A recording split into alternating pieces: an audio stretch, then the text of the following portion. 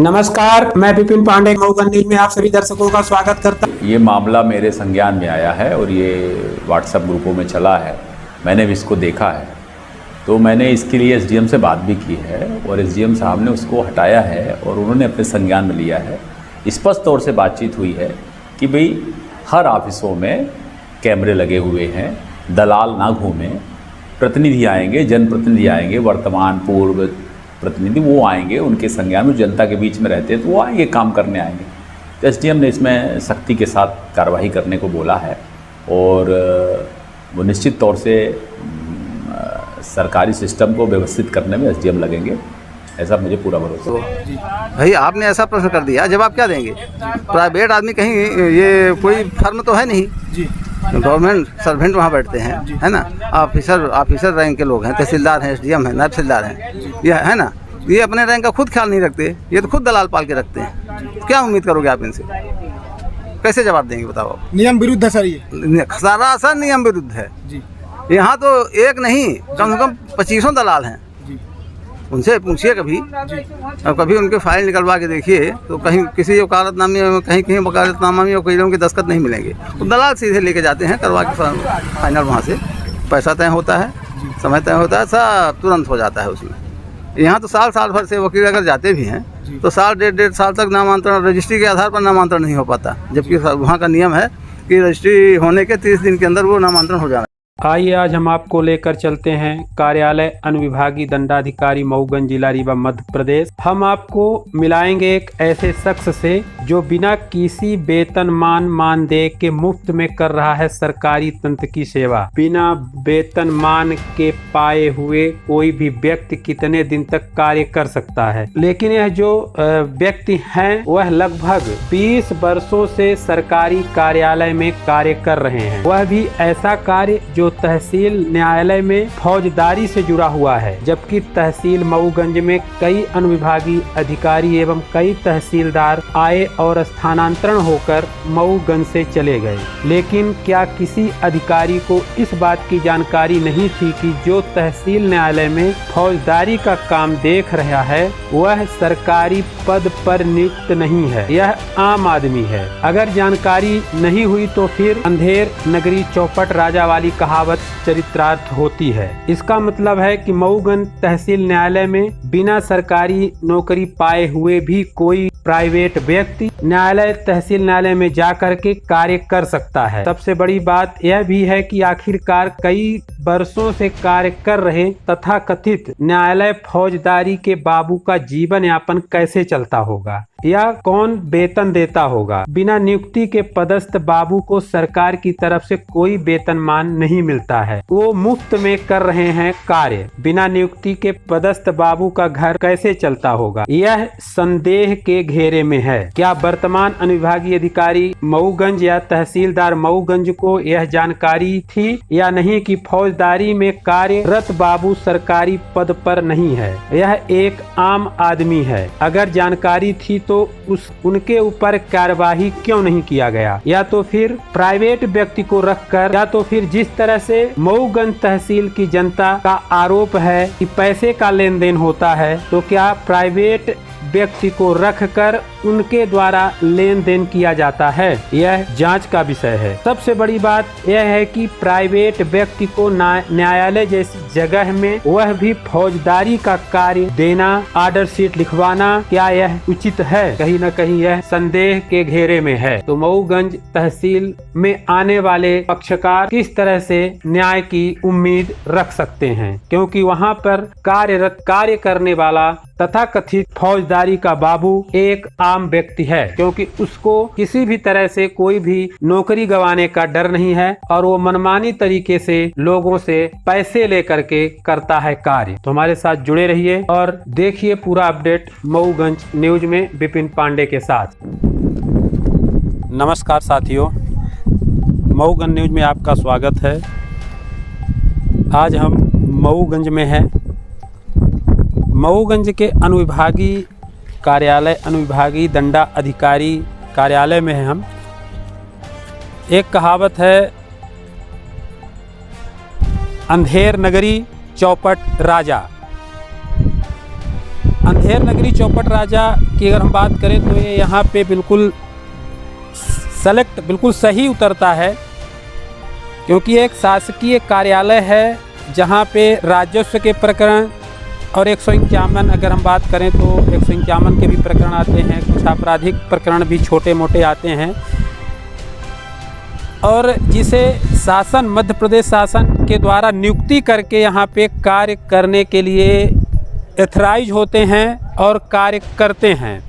लेकिन यह मऊगंज है साहब, यहाँ सब कुछ हो सकता है।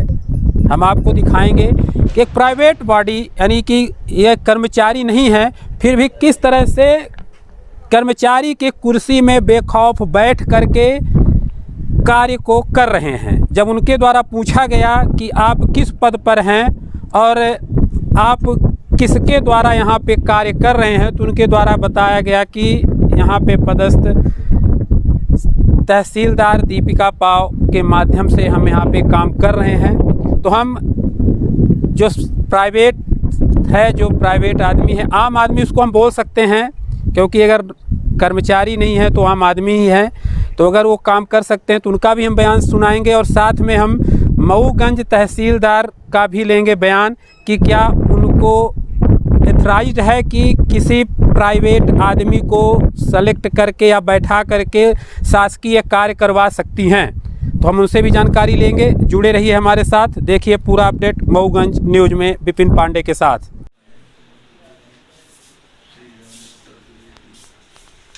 आपका शुभ नाम क्या है सर? हैं? कालिका प्रसाद। पूरा नाम बताएं। कालिका प्रसाद वर्मा। आप यहाँ किस पद पर हैं?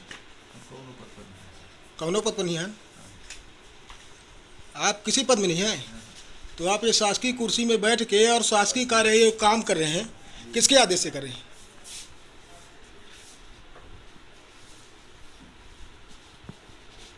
किसके आदेश से कर रहे हैं ये बताइए।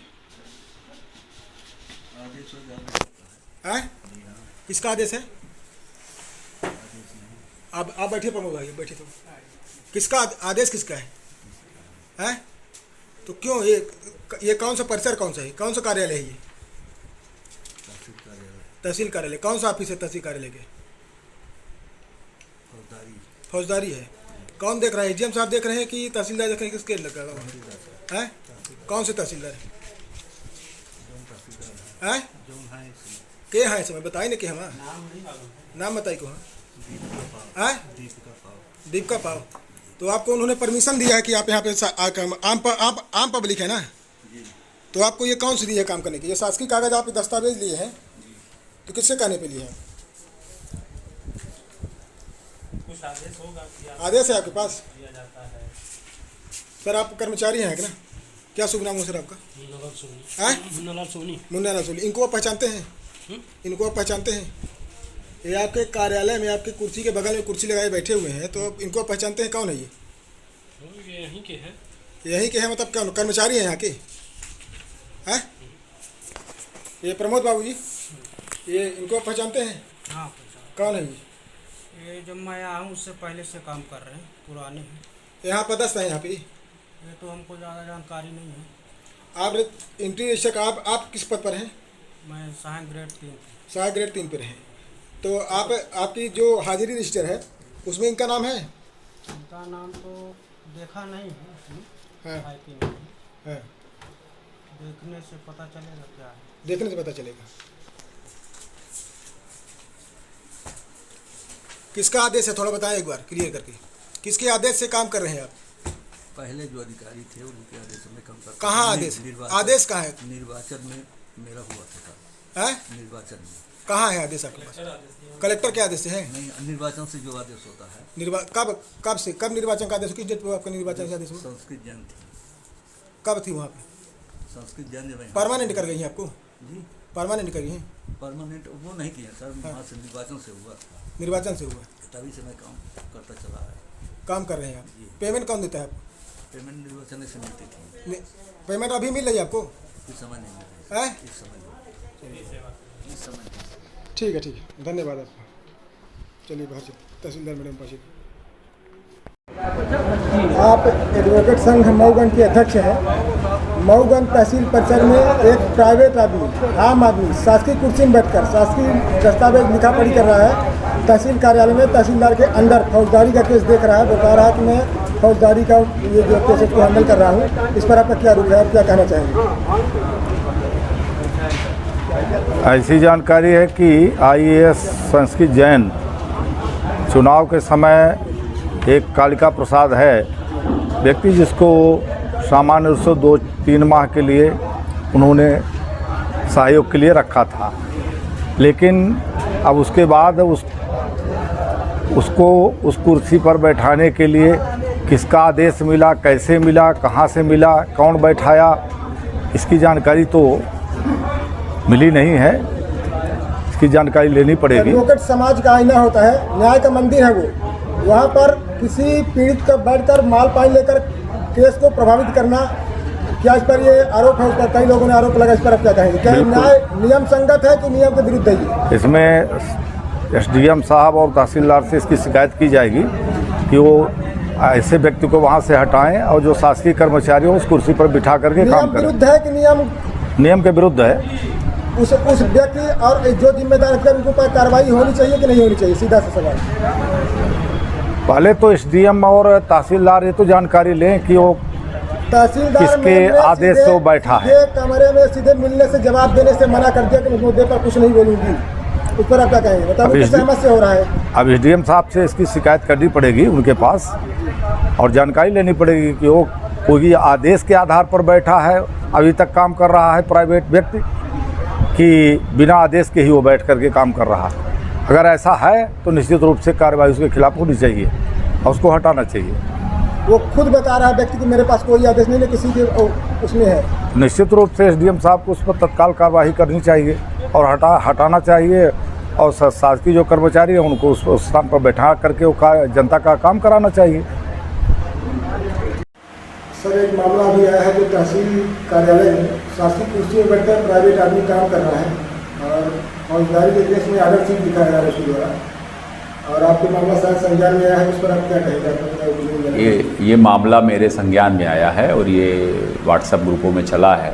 मैंने भी इसको देखा है, तो मैंने इसके लिए SDM से बात भी की है और SDM साहब ने उसको हटाया है और उन्होंने अपने संज्ञान में लिया है। स्पष्ट तौर से बातचीत हुई है कि भाई हर ऑफिसों में कैमरे लगे हुए हैं, दलाल ना घूमें, प्रतिनिधि आएंगे, जनप्रतिनिधि आएंगे, वर्तमान पूर्व प्रतिनिधि वो आएंगे, उनके संज्ञान में जनता के बीच में रहते हैं तो वो आएंगे, काम करने आएंगे। तो SDM ने इसमें सख्ती के साथ कार्रवाई करने को बोला है और वो निश्चित तौर से सरकारी सिस्टम को व्यवस्थित करने में SDM लगेंगे, ऐसा मुझे पूरा भरोसा है। न्याय का मंदिर माना जाता है वो स्थान, और ऐसे में लोगों का विश्वास उठ रहा है कि प्राइवेट आदमी जाके शासकीय कुर्सी पर काम करेंगे। नहीं, देखिए मैं तो और किसी अधिकारी से बात नहीं हूँ, वरिष्ठ अधिकारी SDM है, मैंने उनसे बात की, उन्होंने उसको हटाया है। उन्होंने मुझसे बोला कि मैंने उसको हटा दिया है। उन्होंने कहा इसको संज्ञान में लीजिए, ऐसे कौन लोग हैं जो इस तरह ऑफिसों में बैठ के काम करते हैं और कोई उनको रोक नहीं पाता है, तो वो सब संज्ञान में लेगा। आज ही बात हुई है उनसे, तो मुझे पूरा भरोसा है कि SDM एक जिम्मेवार अधिकारी है, वो कार्रवाई करेंगे और वो पता लगा के करेंगे। उनको हटाया भी है उन्होंने, और ये जिसने भी ये जानकारी व्हाट्सएप ग्रुपों में डाली है वो जानकारी को लेकर के ही तो मैंने किया है, तो उस पर हम भी चिंतित हैं, वो SDM भी, उन्होंने भी कार्रवाई करने को लिया। और फिर अगर इस तरह कोई बात आएगी तो फिर बात ऊपर भी जाएगी, ऊपर भी पूछा जाएगा, सख्ती करेंगे, यहाँ व्यवस्था करेंगे, कैमरे लगेंगे, सब कुछ करेंगे, मगर मुझे लगता है कि जनता के साथ न्याय हो, इसकी पूरी कोशिश की जाएगी।